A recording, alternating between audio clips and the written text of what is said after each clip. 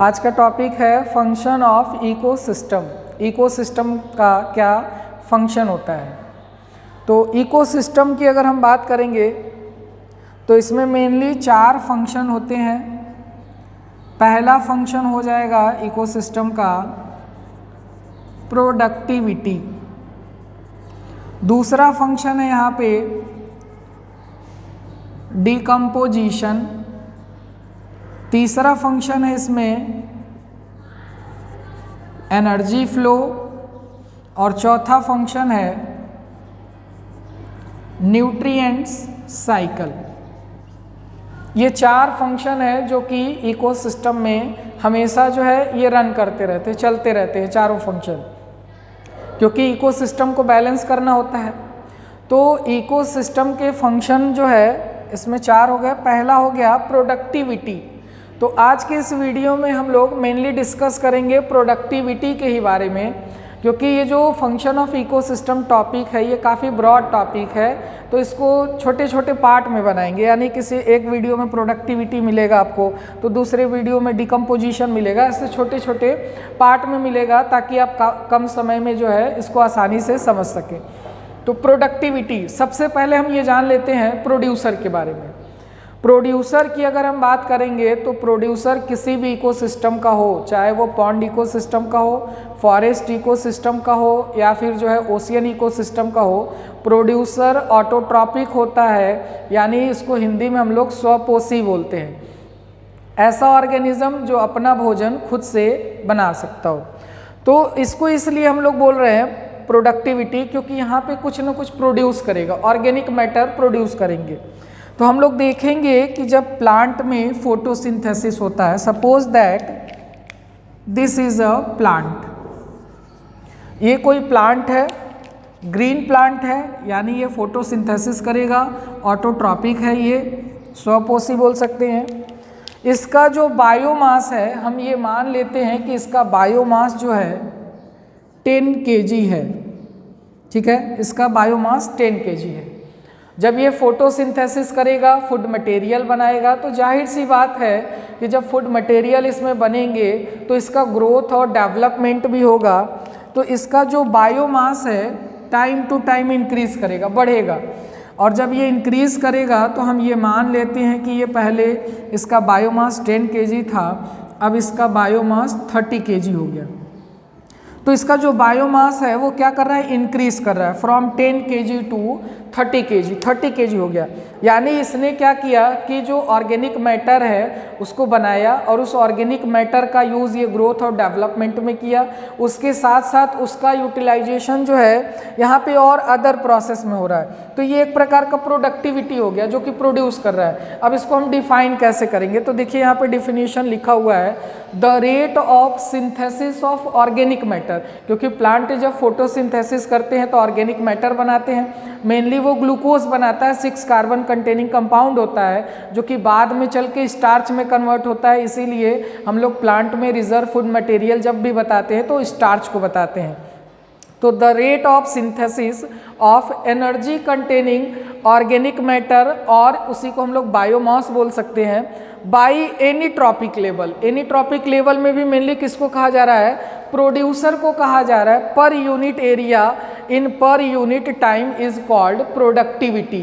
तो प्रोडक्टिविटी होता क्या है कि कोई भी प्रोड्यूसर है, ऑटोट्रॉपिक ऑर्गेनिज्म है, वो फोटोसिंथेसिस करके क्या कर रहा है, एनर्जी कंटेनिंग ऑर्गेनिक मैटर बना रहा है या बायोमास बना रहा है। इसी को हम लोग प्रोडक्टिविटी कह देते हैं। अब यहाँ पे प्रोडक्टिविटी की बात करेंगे तो ये 2 प्रकार के होते हैं, प्राइमरी प्रोडक्टिविटी होता है और सेकेंडरी प्रोडक्टिविटी होता है। प्राइमरी प्रोडक्टिविटी में हमेशा जो है ऑटोट्रॉपिक ऑर्गेनिज्म आते हैं, जबकि सेकेंडरी प्रोडक्टिविटी में हेट्रोट्रॉपिक ऑर्गेनिज्म आते हैं जो कि अपना भोजन खुद से नहीं बना सकते।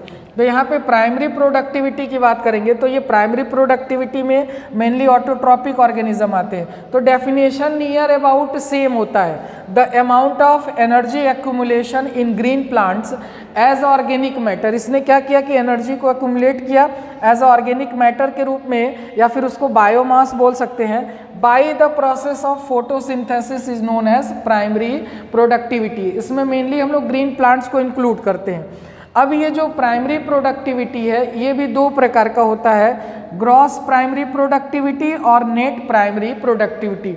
इन दोनों को समझने के लिए सबसे पहले हम ये जान लेते हैं कि प्लांट जब भी फोटोसिंथेसिस करता है तो प्लांट में क्या होगा कि उसके जो ऑर्गेनिक मैटर होंगे, बायोमास होंगे, वो इंक्रीज करेंगे। लेकिन ये भी आप जान लीजिए कि प्लांट में रेस्पायरेशन भी होता है। रेस्पायरेशन वो इसलिए करते हैं कि क्योंकि जो ये ऑर्गेनिक मैटर बनाए हैं, ग्लूकोज बनाए हैं, उसका यूटिलाइजेशन करते हैं एनर्जी प्रोड्यूस करने में। जब हम लोग पढ़ते हैं रेस्पायरेशन के बारे में तो एरोबिक रेस्पायरेशन का नाम आता है, जिसमें कि एक मॉलिक्यूल ग्लूकोज से 38 ATP का फॉर्मेशन होता है। क्योंकि जितने भी ऑर्गेनिज्म होते हैं सबको एनर्जी की आवश्यकता होती है किसी न किसी फंक्शन को परफॉर्म करने के लिए। तो यहाँ पे क्या होगा कि ये रेस्पायरेशन भी करते हैं। फोटोसिंथेसिस में अगर ये ऑर्गेनिक मैटर को एक्यूमुलेट कर रहे हैं तो रेस्पायरेशन में उसी ऑर्गेनिक मैटर को यूटिलाइज भी करते हैं, यानी एक तरफ बढ़ रहा है तो एक तरफ घट भी रहा है। तो यहाँ पे दो तरह के हो गए primary productivity. Gross primary productivity क्या होता है? तो ग्रॉस प्राइमरी प्रोडक्टिविटी में क्या होगा कि प्लांट के द्वारा जितना भी ऑर्गेनिक मैटर बनाया गया है फोटोसिंथेसिस प्रोसेस के द्वारा, यहाँ तक कि जो रेस्पायरेशन में खर्च हो रहा है, उन सब को मिला करके कहा जाता है ग्रॉस प्राइमरी प्रोडक्टिविटी। जबकि नेट प्राइमरी प्रोडक्टिविटी क्या होता है? नेट प्राइमरी प्रोडक्टिविटी में हम सिर्फ उसी ऑर्गेनिक मैटर को कैलकुलेट करते हैं जो रेस्पायरेशन के बाद बचा हुआ है, यानी रेस्पायरेशन में जितना खर्च हो गया उसको छोड़ करके जो बचा ऑर्गेनिक मैटर है उसको हम लोग कहेंगे नेट प्राइमरी प्रोडक्टिविटी कहते हैं। तो ये हो गया ग्रॉस प्राइमरी प्रोडक्टिविटी और दूसरा हो गया नेट प्राइमरी प्रोडक्टिविटी।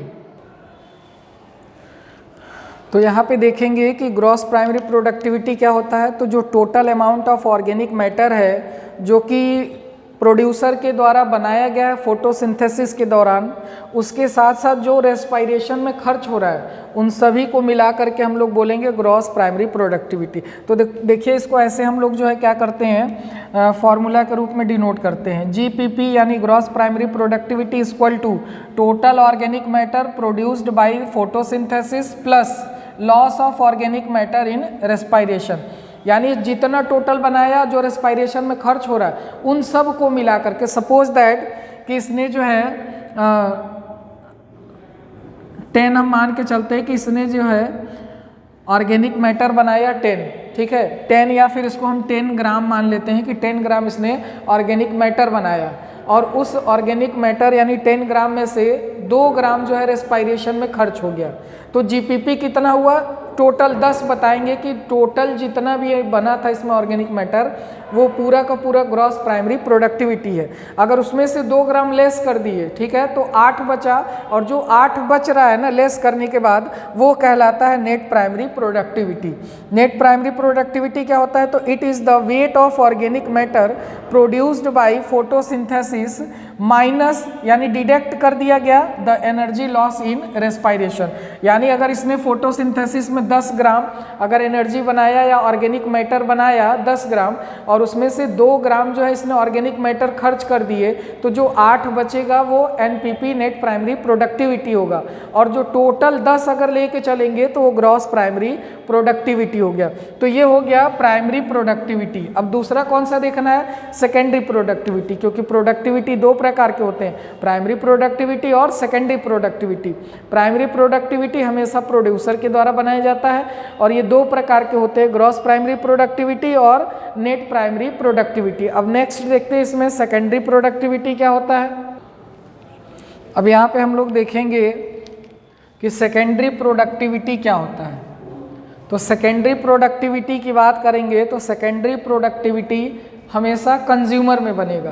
प्रोड्यूसर में प्राइमरी प्रोडक्टिविटी और कंज्यूमर में सेकेंडरी प्रोडक्टिविटी, यानी जो कंज्यूमर है वो एनर्जी या फिर ऑर्गेनिक मैटर प्रोड्यूसर से जब प्राप्त किया, तो यहाँ पे इसको डिफाइन करेंगे द रेट ऑफ रीसिंथेसिस। पहले तो ये सिंथेसाइज हो चुका है ऑर्गेनिक मैटर प्लांट में, जब इसको कोई एनिमल खा रहा है तो वहाँ पे ये दोबारा एनिमल मैटर में कन्वर्ट होगा, इसीलिए यहाँ पे वर्ड यूज़ किया गया resynthesis. The rate of resynthesis of organic matter by consumer is known as secondary productivity. अब यहाँ पे जो एनर्जी होता है ना वो डिपेंड करता है कि एक ऑर्गेनिज्म से दूसरे ऑर्गेनिज्म में जब ट्रांसफ़र होता है तो कुछ एनर्जी जो होता है वो खर्च हो जाता है। तो it depend upon loss of energy from previous trophic level, trophic level यानी कोई ऑर्गेनिज्म होगा, टू नेक्स्ट ट्रॉपिक लेवल। अब इसको एक बार इस डायग्राम के माध्यम से हम समझ लेते हैं, कॉन्सेप्ट पूरा क्लियर हो जाएगा।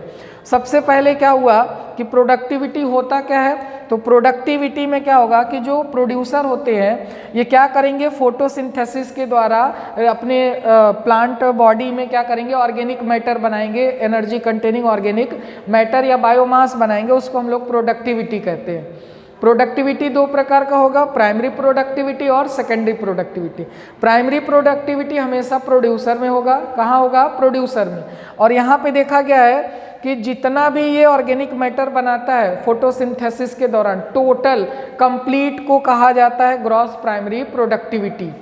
और इसी में देखा जाए कि जब ये प्लांट एक तो बना भी रहा है ऑर्गेनिक मैटर, उसके साथ साथ उसको खर्च भी कर रहा है। इसलिए खर्च कर रहा है क्योंकि उसको एनर्जी क्या हो सकता है, एटीपी एनर्जी चाहिए, तो रेस्पायरेशन करेगा तो कुछ एनर्जी कंटेनिंग ऑर्गेनिक मैटर जो होंगे वो क्या होंगे, खर्च हो जाएंगे, जिससे वो एनर्जी प्रोड्यूस करेगा।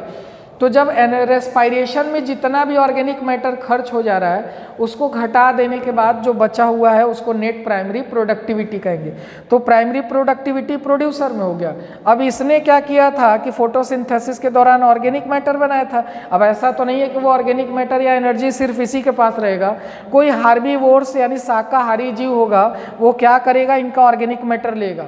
कोई भी शाकाहारी होगा तो अपना भोजन कहाँ से प्राप्त करता है, पेड़ पौधों से ही लेता है। तो जब ये इस पेड़ पौधों को या ग्रासेस को खाएगा तो ये जो ऑर्गेनिक मैटर था एनर्जी वाला, एनर्जी कंटेनिंग ऑर्गेनिक मैटर, वो एक ऑर्गेनिज्म से दूसरे में क्या हो गया, ट्रांसफ़र हो गया। तो जब ये ट्रांसफ़र होता है तो वहाँ पे कुछ एनर्जी खर्च हो जाती है। इसलिए जो ऑटोट्रॉपिक यानी जो प्रोड्यूसर होते हैं हमेशा इनके पास जो एनर्जी होगा वो ज़्यादा होगा। ठीक है, यहाँ पे क्या होगा कि जो प्रोडक्टिविटी होती है वो सबसे ज़्यादा होती है। और जैसे ही इन हार्बीवोरस को कोई कार्निवोरस अगर खाता है तो आप देखेंगे कि यहाँ पे प्रे और प्रीडेटर का मैकेनिज्म चलता है, जिसमें कि जो प्रे होगा वो क्या करेगा, भागेगा, रन करेगा अपने आप को बचाने के लिए, और जो प्रीडेटर होगा वो क्या करेगा, उसको दौड़ाएगा खाने के लिए, भोजन के लिए। तो वहाँ पे क्या होगा कि एनर्जी खर्च होता है। इसलिए देखा गया है कि जो प्रोड्यूसर होते हैं हमेशा इनके पास एनर्जी जो होता है हाईएस्ट अमाउंट में होता है, और जो टर्शियरी कंज्यूमर होता है उसके पास एनर्जी लो होता है, क्योंकि एनर्जी जो होता है वो जब एक ट्रॉपिक लेवल से दूसरे ट्रॉपिक लेवल में ट्रांसफ़र होता है तो कुछ एनर्जी खर्च हो जाता है। तो ये हो गया प्रोडक्टिविटी। नेक्स्ट वीडियो में हम लोग देखेंगे, पहला तो ये प्रोडक्टिविटी हो गया, नेक्स्ट वीडियो में हम लोग डिकम्पोजिशन पढ़ेंगे जो कि फंक्शन ऑफ इकोसिस्टम का ही पार्ट है।